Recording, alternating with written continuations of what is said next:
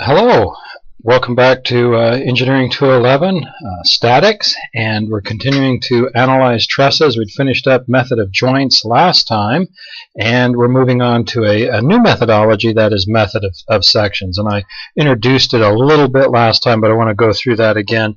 Let's say that we've got a truss, and you can have a variety of different arrangements. We'll work a couple trusses with this, and maybe it's supported over here.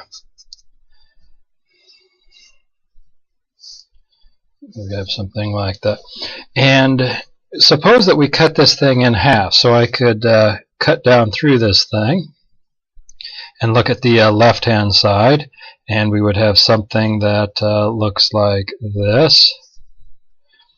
And if I cut through this, I'm going to replace these members with forces. So I'm going to have this member here, and I'll say that there is a force like that on it, and then I'll have this member here, and I'll say maybe there's a force like that on it, and then I'll have this member here, and I'll say that there is maybe a force like that on it. Okay, and we'd have, of course, the reaction here. Maybe I'll just put that in like that. Of course, I haven't put any loads on this, but we could put those on there.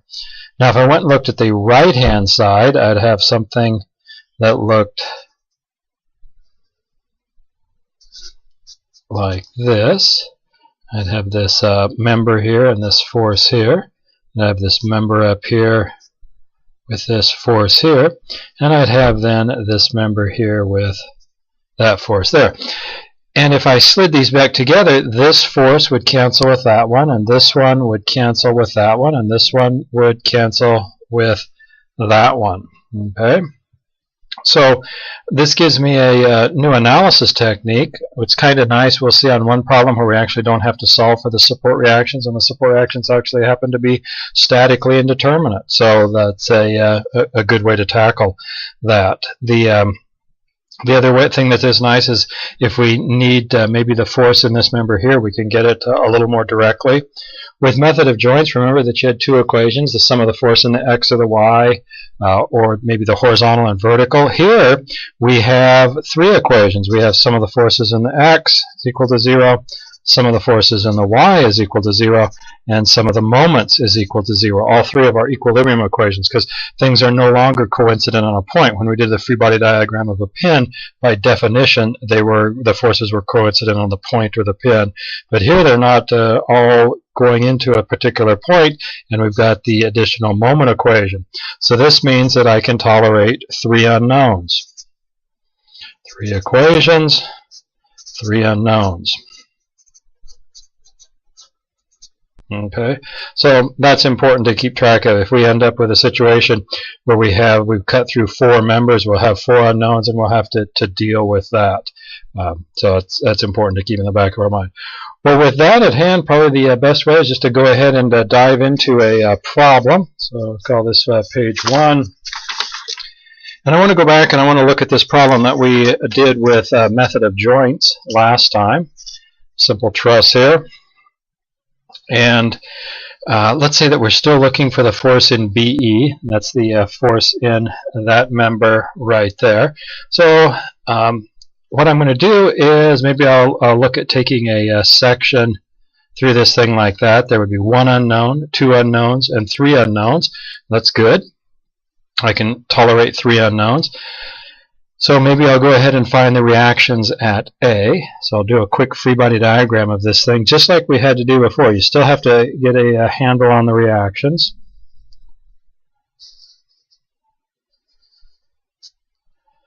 And we'd have some forces here, and maybe I'll mess this up on purpose. I think I'd put R1 like that, and we got a negative number. I'll put R2, and I'm referring to the when I did it in the last video. So if you skip to this one, go back one video in the lecture series, and you'll see this. We'll put a kip here, and we'll put the other kip there. I'll make sure I include this horizontal one. Over here at D, we're going to have a reaction like that. I'll call that R3. Same dimensions that we had last time, 10 feet, 10 feet, and 10 feet, and then a vertical height of 10, so that we end up with 45 degrees in all the angles there. Well, I think last time I summed the moments about this point here, A, and that got me R3 directly. But if I'm going to look at the left-hand side, and we could really look at either side. I usually take the side that's probably the easiest to work with. This side has two forces in it, so maybe, although I guess it's only got one reaction, the vertical at D. Here we have two reactions, but we only have one force. Why don't I go ahead and continue to look at the left-hand side. You could look at the right-hand side if you wanted to. Well, having said that, then I need to figure out what R1 is and R2 is. I don't really necessarily need to find R3 because we're probably not going to be using that. So probably summing the moments about D is a good choice, isn't it? So if I sum the moments about D, setting that equal to 0, maybe I'll take clockwise as positive. So some of the moments about D, what do I have? I'm going to have R2 times 30, right? Yep. Minus 1, this one up here, times 20, 1 kip times 20, minus this one times 10. So I've taken care of this one, I've taken care of that one, I've taken care of this one. This one goes over and intersects it, and I still have to deal with this one. This is going to be a positive 1 times the distance, the vertical distance there, which we said was 10.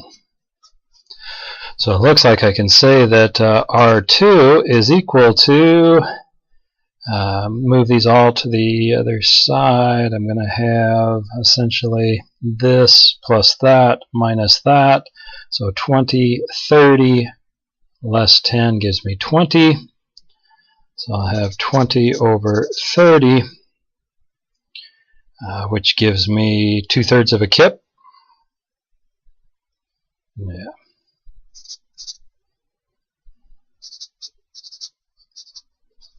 And I think if you look back at that previous example, that's what we got for the reaction R2, 2/3 of a kip. Now I could also, if I wanted to, and I really should, sum the forces in the horizontal. Maybe I'll do that right here. Sum of the forces in the horizontal direction is equal to 0, which gives me R1 plus 1 kip.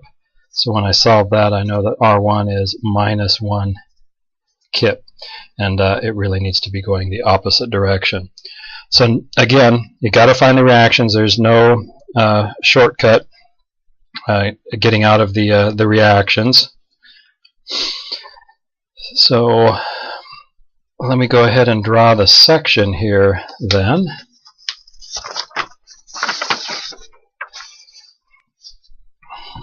And I'll try and give myself enough room to work. So I said I was going to draw the left-hand side. And at A, what do I have? I've got this R2 that's 2/3. And this R1, and we said R1 was negative 1 kip, so I think I'll turn it around. So I'll say that that's 1 kip. You could, if you wanted to, have it go to the right, and then it'd be a minus 1. Then I don't want to forget this load, 1 kip. So looking at the left-hand side, I've taken care of that. I've taken care of the load there. And then I have to deal with these members that are cut. I'm going to say maybe I have tension in the bottom. So I'll say that's EF. I have compression in the top. I'm going to say that's BC. And then the web is always a little confusing, so maybe I'll just put it in. It's a little harder to evaluate. Oftentimes on the bottom we get tension, and the top we get compression. The webs are a little harder to see. So I'll just throw that in tension. That's going to be BE. BE. And that's actually what we're looking for, isn't it? Okay, maybe I'll move this EF down here, and you'll see in a moment why I kind of want that out of the way. Okay, have we got everything in there? This is 10, this is 10, we've got then 45 here, right angle there. You might wonder, well, how do you know how to put EF in? well, I assume that we have tension in the bottom. If I'm wrong, I just get a negative sign in my answer. Just like BE, I just kind of guessed that as tension. If I'm wrong, I get a negative sign in the answer. Well, we've got three equations. We've got some of the forces in the x, some of the forces in the y, and some of the moments. And I like moment equations, so I think I'm going to do something that seems a little weird. That point there, where's that point over here? That's E, isn't it? That's that point E. And I'm actually going to sum the moments about E. So if I sum the moment about E, setting that equal to 0, maybe I'll take counterclockwise as positive, what do I have? Well, I have BE intersecting that, and I have EF intersecting that. Okay? Probably wasn't a really good point if I wanted to do BE. And maybe I'll back up from that. If I wanted to get, well, you know, I'll go ahead with it. Because if I want BE, if I sum the moment about this point here, I'm going to get EF, aren't I? So I think I'll go ahead and sum the moment about E. I'll get BC, and then I'll see if I can get BE. So sum of the moment about E. So you don't have to necessarily sum the moment on the points here. A lot of people think, well, you got to sum the moments about that point or that point or that point. You can sum about any point you want. And a lot of times I will sum them where the forces, two forces cancel. So I don't have to worry about EF, and I don't have to worry about BE. So I can get BC directly. And if we were looking for BC, that'd be a big victory. Unfortunately, there's no point that I can sum the moments about where I get rid of both EF and BC because they're both horizontal. So I'll either have to sum the moments at this point or this point and then use force equations. So let me do this. We've got those two, so I can say that I have BC times a distance of 10 plus 1, this one up here, times a distance of 10, because I'm summing about that point there. This distance here is 10. So I've taken care of this one. I've taken care of that one. Excuse me. This one intersects it. And then I've got to subtract off what?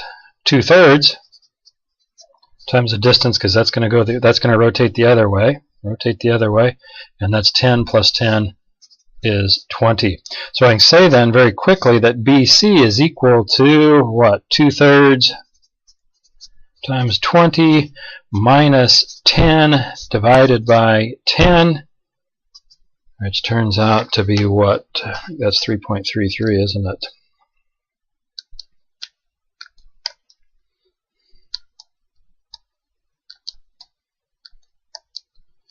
Yeah. 0.333. Now that's a positive number. I drew BC how? In compression, so I could say if I wanted to that BC was equal to 0.333 kips in compression. Okay.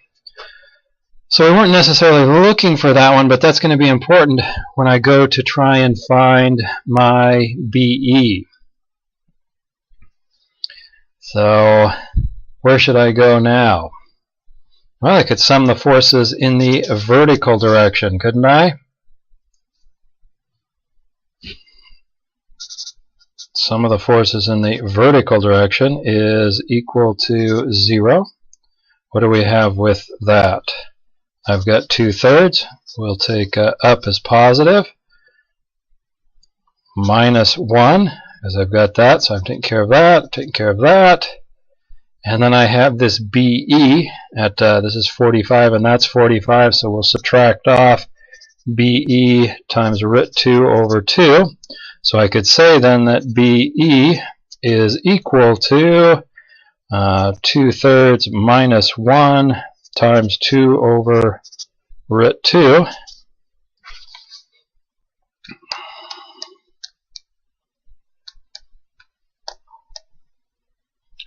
So I get minus 0.471 kips. So the negative means it's really opposite of tension. I've drawn that in tension, so it's opposite of tension. So I could say then that BE is equal to 0.471 kips. What's opposite of tension? Compression, isn't it? Okay, so we got to our answer pretty quickly. We actually didn't even have to do this one, but we're going to come back and check this with some of our other answers. The last one, maybe that I will do here, is what if I wanted, I've got BE, that's what I was looking for. I got BC, did a little extra work and got that, and we're going to compare that with what we got on the problem we did in the last lecture. But what about EF? You could do EF a couple different ways. And got a piece of paper here.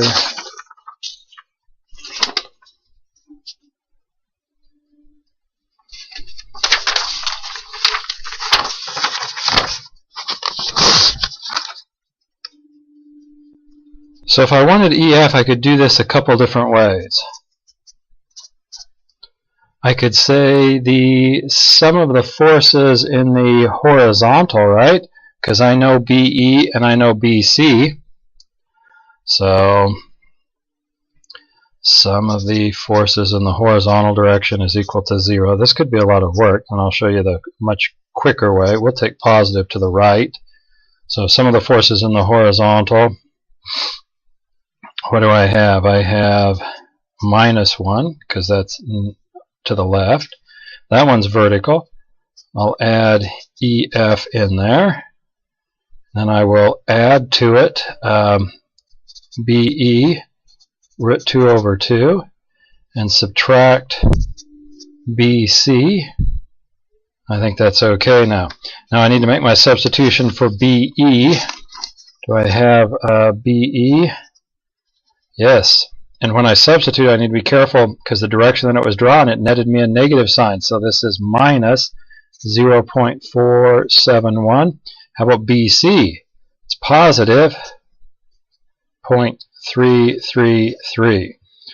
So I can say then that EF is going to be equal to, I'll move that 1 over, so I have 1 plus 0.471 root 2 over 2, and then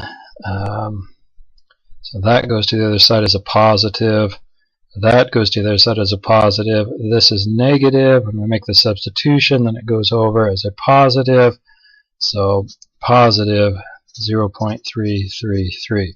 So it was, this substitution was positive, but it's a negative because of this direction here. So what's that turn out to be? Equal to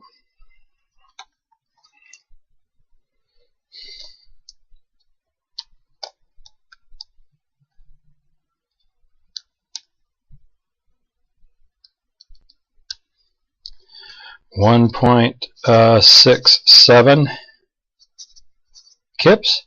That is a positive number, so EF would be, how do we have this thing drawn? We had it in tension, so 1.67 kips in tension.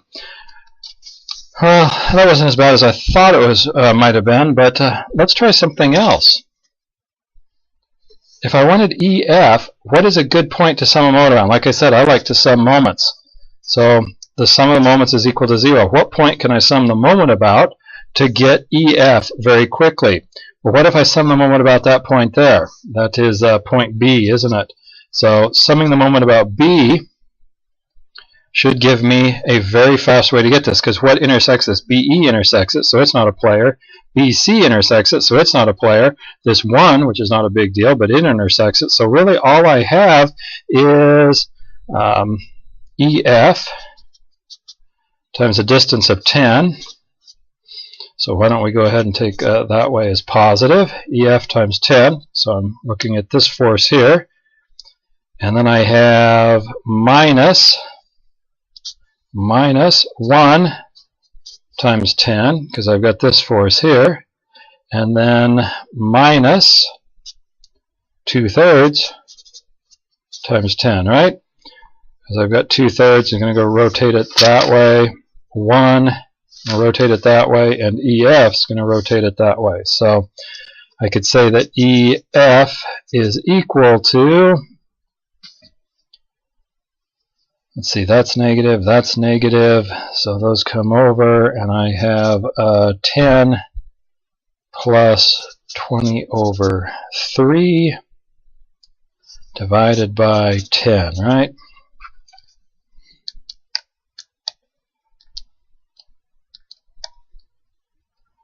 .67 kips. That's a positive number. Again, we drew it in tension, so we'd say 1.67 kips in tension. Okay, so hopefully there's a couple things we can take away with this method of sections.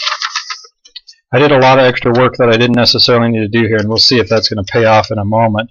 But oftentimes you can very quickly get to the answer. When we did method of joints, we had to do a joint at A, and then we had to do a joint at B, and actually even had to do one at F to recognize that this was a zero force member. Now, can we combine methods? Could we, knowing what we know now, could we come back here and do a method of joints here and confirm that that's a zero force member? Absolutely. You're not stuck with just one method. You can use combinations of those.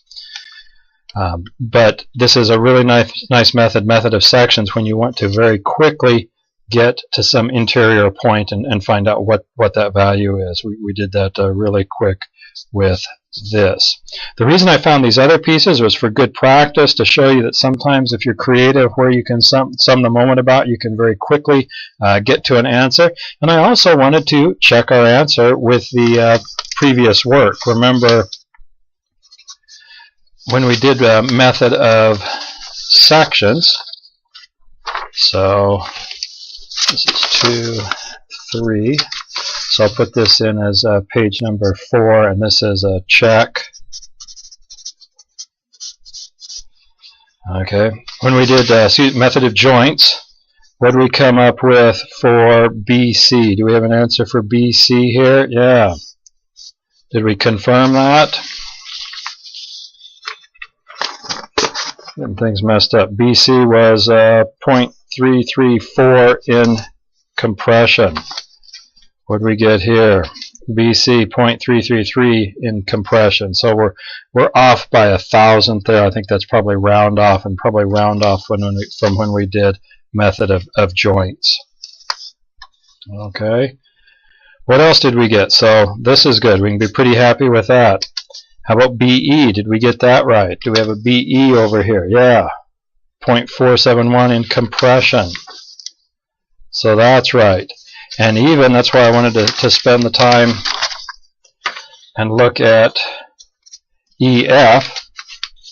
EF, we got 1.67 in tension. Do we have EF here? We don't have EF, do we? But over here, if I look at the free body diagram of pin F, what do I know about, we know that we learned this one was 0, so what's the relationship of AF and EF have to be? They have to be the same, don't they? Because if we were to use some of the forces in the horizontal there, this one would have to equal that. So EF should equal AF. Do I have AF right there? 1.67 in tension. EF's equal to AF. Same as AF. Okay. So I encourage you to take this problem to work it lots of different ways. Start at the left-hand side and work to the right using method of joints. Start at the right then and work back to the left using method of joints. I have with method of sections, I've taken the left-hand side. You might want to see if you can tackle the right-hand side with method of sections and build confidence in this. You've got a problem where you know a lot of the answers. You can check your work as you go. Well, I'd like to try one more problem with method of sections for this lecture. 4, so we'll go to 5.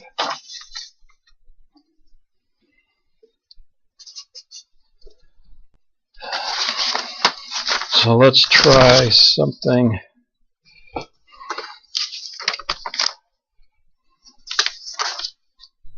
like this.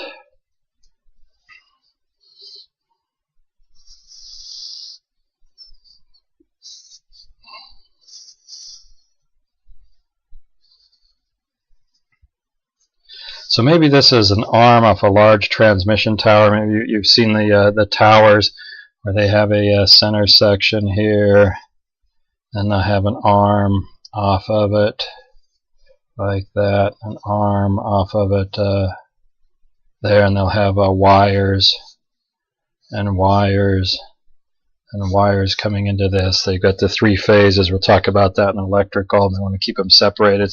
So maybe we've got part of this here, and we're looking at this. We're going to model it this way. We've got something like this. I'm going to draw this right.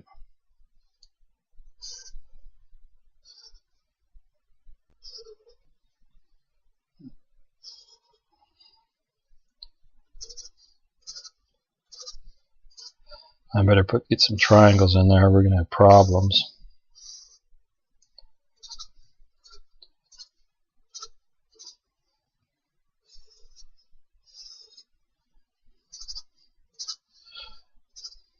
Okay, and I'm going to say that this is A and B and C and D and E, F, G, H, I, J, K, L, and M.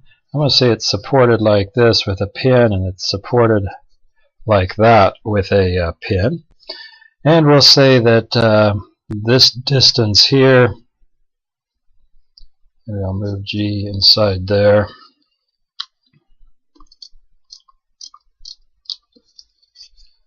Say that I've got 20 tons here.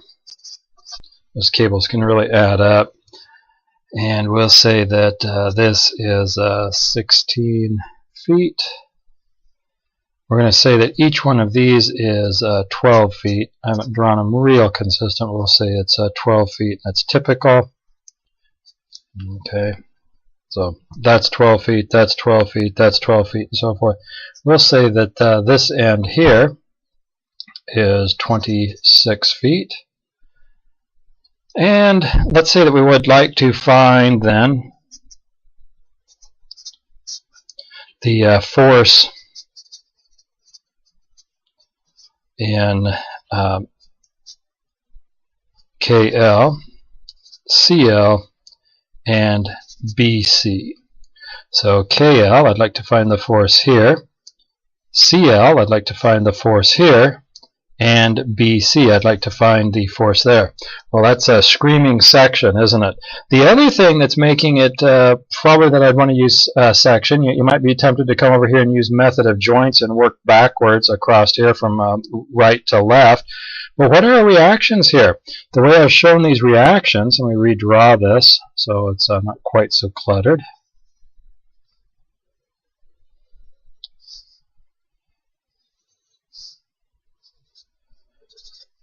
The way I've shown the reactions here is I have a pinned reaction here, so which would be a force like that, and a pinned reaction here, which would probably be a couple forces like that. So I have R1, R2, R3, and R4, four unknowns, right? So our reactions are actually statically indeterminate. So there's actually some value from looking at the section of the left-hand side. So we'll look at the section on the left-hand side and see what we can do with that. So let me do that. Let me draw that section. I'm not going to get bogged down in all of these things. I think I'll just draw it over here to K. And I probably didn't give myself enough room there.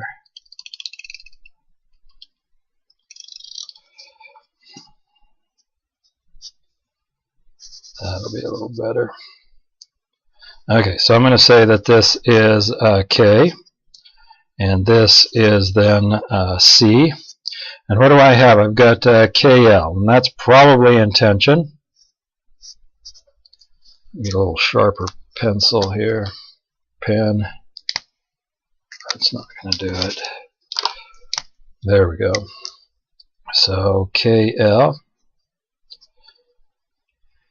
And then over here I've got CB. So I've said that I'm going to have compression in the bottom. I'm going to have tension in the top.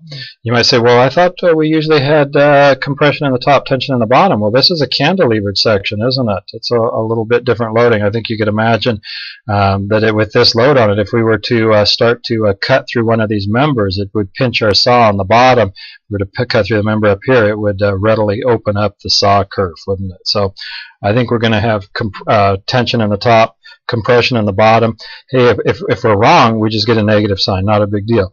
Now the web is a little harder, so I'll just throw it in. We'll say that we have something like this. So we've got CB, and I probably should have done that as BC. Stick with alphabetical. BC. Usually you do alphabetical, makes it a little easier to check with someone else's work. And what was this? CL, wasn't it? Yes. Okay. So that's the left-hand side. We don't want to forget the load. 20 tons. Kind of an odd unit, but as long as we're consistent, we should be okay. We need some geometry now. So let's see if we can get some geometry. I might talk about this angle here. Maybe theta. And maybe this angle here, maybe we will call this beta.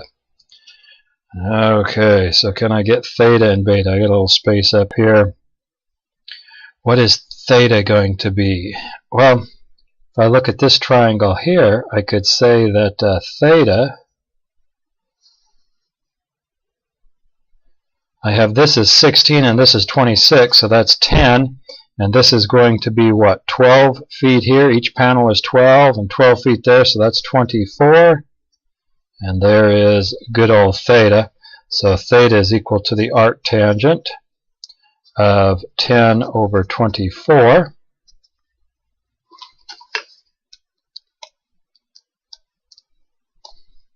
.6.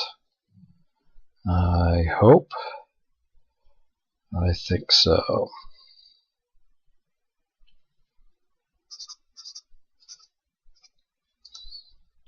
Okay.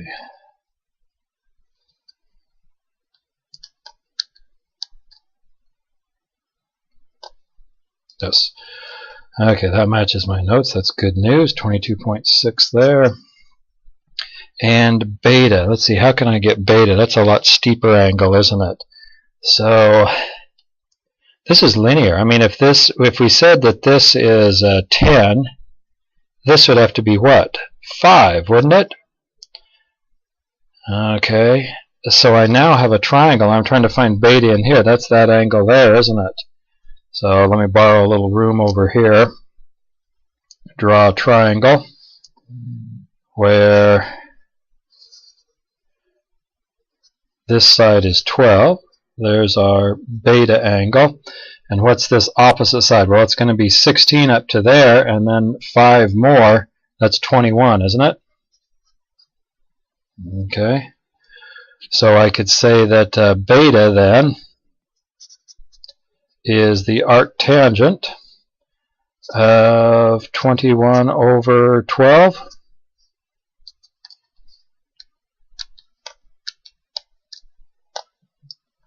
.25. I'll just say 60.26. Okay, 60.26. So I think we're okay with that.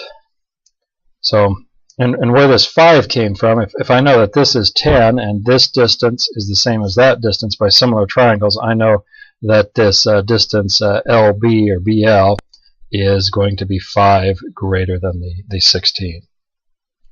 So now that I got that, I should be able to work this out. One thing I'll do is maybe come up here. We look at this. What point is that? That's actually point L, isn't it? So maybe that's the first thing I'll do. I'll sum the moment about L, setting that equal to 0. What do I come up with? I have 20 times 1, 2, 3, 4, 5. 5 times 12.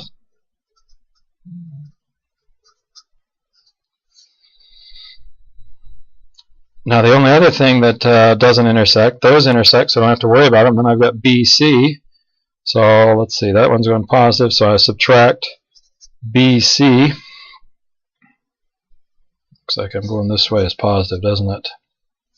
Minus BC, that's going to go the other way. What distance does that act through? Well, that's that distance there that we have that we said was 21, isn't it? I mean, this is point B here, not beta, B, and this is point L there. So I have 21. So I could say that BC is equal to 20 times 5 times 12 divided by 21.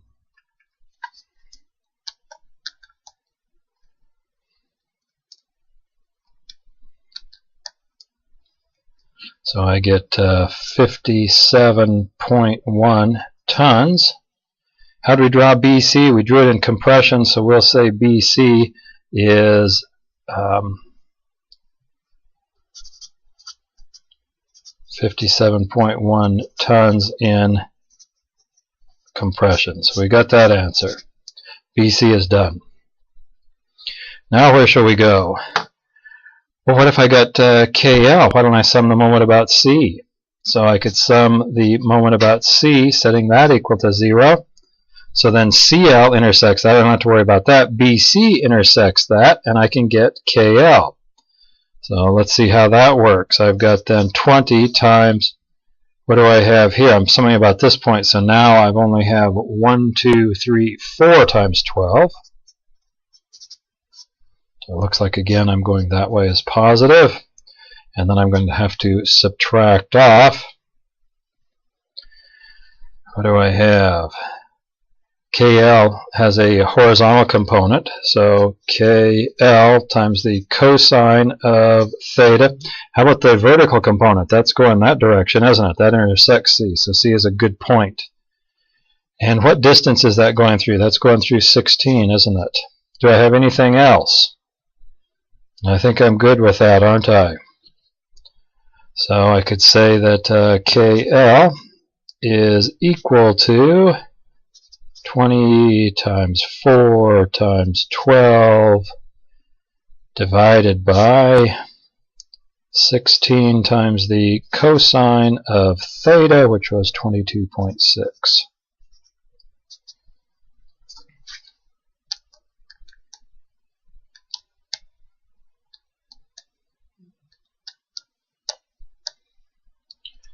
So I get 64.99, let's just call that 65 tons.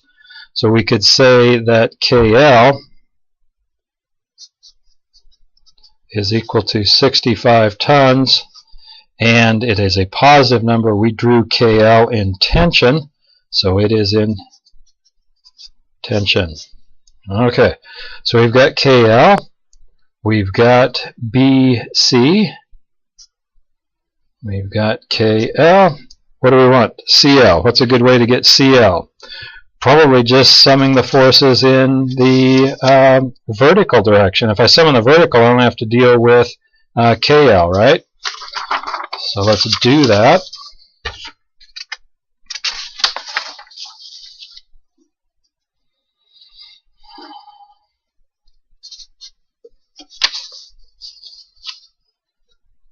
So let's see. If I sum the forces in the vertical, setting that equal to 0, I'll just go ahead and take positive up. I have then minus 20 minus CL times the sine of beta. So I've taken care of that one. That one's horizontal. I've taken care of the vertical piece there. And I better add to it KL times what? KL times the sine of theta. So what's KL? 65. And theta was 22.6. So we could say that CL is equal to Move that to the other side, get rid of the negative, so I've got 65 times the sine of 22.6 minus 20 divided by the sine of what was beta. That was our 60.26.